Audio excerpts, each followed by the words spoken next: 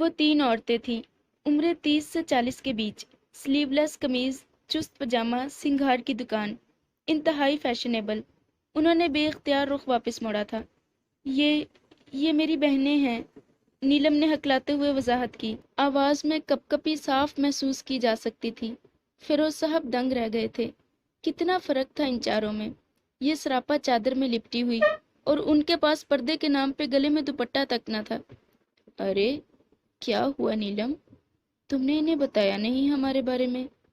ان میں سب سے بڑی نے کاجل لگی آنکھیں پوری کھول کے نیلم کو دیکھتے ہوئے بھاری آواز میں سوال کیا تھا۔ آواز اور لہجہ دونوں ہی کافی بولڈ تھے۔ وہ ان کے ناز بھرے انداز پہ حیران رہ گئے تھے۔ دوبارہ پلٹنے کی غلطی تو بھول کر بھی نہ کی تھی انہوں نے۔ جتنی انہیں گھر جانے کی جلدی تھی اتنا ہی لیٹ ہو گئے تھے۔ ان کی بے چینی حد سے سوا ہو گئی تھی۔ ارے اسے یاد نہیں رہا ہوگا باجی، آپ بتا دیجئے نا۔ اس سے چھوٹی اس سے بھی بڑھ کر تھی، اور تعارف بھی۔ یہ ان میں سب سے چھوٹی تھی۔ نقوش اور آواز دونوں ہی میں تیکھا پن تھا۔ اپنی دونوں بہنوں کی نسبت اس کی رنگت صاف تھی۔ نیلم ہی کو بتانا چاہیے تھا نا ہمارے بارے میں۔ خیر، میں روبینہ ہوں، سب سے بڑی نے اپنی مخصوص بھاری آواز میں کہا۔ آواز کے ساتھ چوڑیوں کی کھنکھناہٹ عجب امتزاج بنا رہی تھی۔ تقریباً 40 کے قریب روبینہ سرخ لباس اور اس کے ہم رنگ جیولری سیٹ میں 30 سے بھی کم دکھتی تھی، البتہ رنگت گندمی تھی، پھر بھی بناؤ سنگھار میں قبول صورت دکھائی دیتی تھی۔ فیروز صاحب کو اس کا لہجہ بہت عجیب لگا تھا۔ یہ مجھ سے چھوٹی زرینہ ہے۔ زرینہ کی عمر 35 کے قریب تھی۔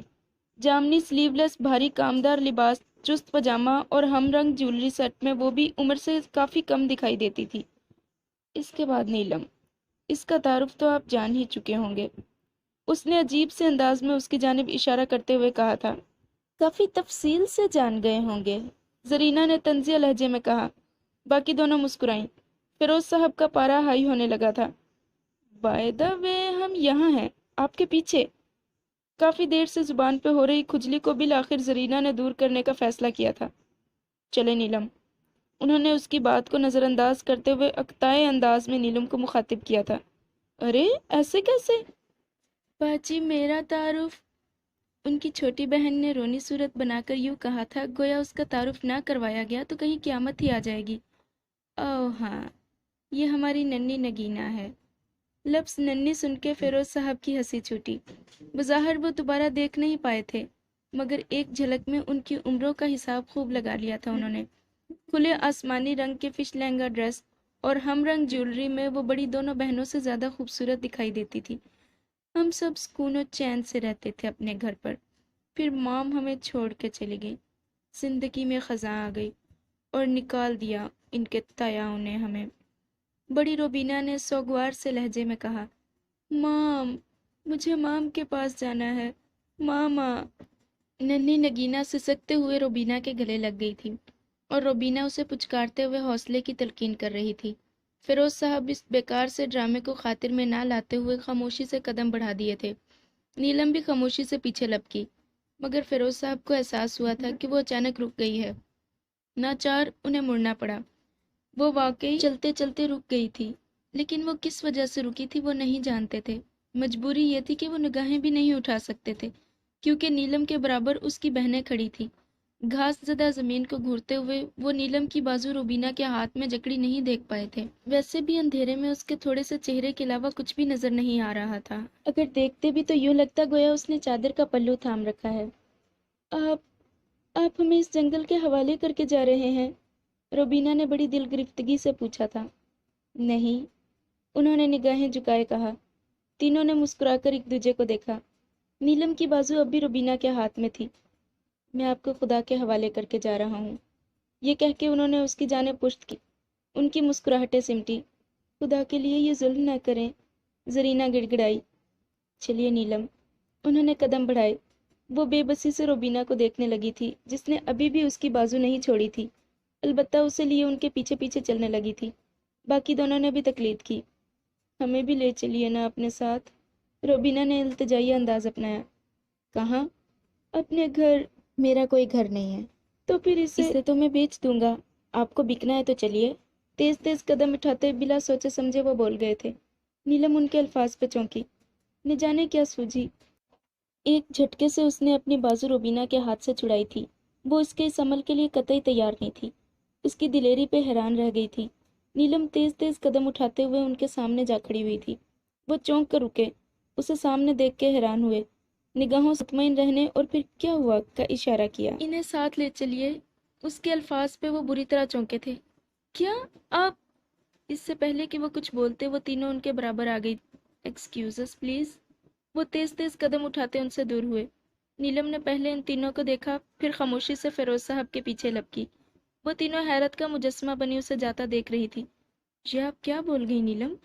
انہیں میں کیسے ساتھ لے جاؤں؟ وہ اسے اکیلے میں بات کرنے کے لیے ان سے کچھ فاصلے پر لے آئے تھے۔ پلیز فیروز صاحب، لے چلیے نا، ہم چاروں آپ کی خدمت کریں گی۔ اس کا انداز التجائیہ تھا۔ مگر مجھے تو ایک ہی خدمت گزار چاہیے، انہیں بھی لے چلیے نا۔ ٹھیک ہے، لیے چلتا ہوں۔ راستے میں بردہ فروشوں کی مارکیٹ آتی ہے، وہاں لے جا کر بیچ دوں گا، ٹھیک ہے؟ انہوں نے برا سا منہ بنایا۔ فیروز صاحب، اس کے آنسو وہ دیکھ نہیں پائے تھے، مگر آواز سے وہ سمجھ گئے تھے کہ وہ رو رہی تھی۔ نیلم پلیز، سمجھنے کی کوشش کیجیے، میں انہیں نہیں لے جا سکتا۔ کیا جواب دوں گا گھر والوں کو کہ آپ کو ان کی اتنی فکر کیوں ہو رہی ہے؟ انہوں نے اچانک بات کا رخ تبدیل کر کے کھوجتی نظروں سے اسے دیکھا تھا۔ آپ ہی نے مجھے بتایا تھا کہ یہ آپ پہ ظلم کرتی تھی، تو پھر انہیں سر پہ کیوں بٹھانا چاہتی ہیں آپ؟ جو بھی ہے فیروز صاحب، ہیں تو میری بہنیں ہی، اور پھر میری طرح وہ بھی صبح سے بھوکی پیاسی اس جنگل میں بھٹک رہی ہیں۔ جو مصیبت ان کے سر پہ آئی ہے، ہو سکتا ہے وہ سدھر گئی ہوں۔ بہنیں؟ اور کیا کیا مصیبت؟ حلیہ تو دیکھو ان کا، یوں پورے جنگل میں ٹہل رہی ہیں گویا اپنے گھر کے لان میں ہو۔ نیلم ان کی بڑبڑاہٹ سن تو نہ سکی تھی، البتہ چہرے کے انداز سے سمجھ گئی تھی کہ ان کے دماغ میں کیا چل رہا ہے، لیکن اس معاملے میں تو وہ بالکل بے بس تھی۔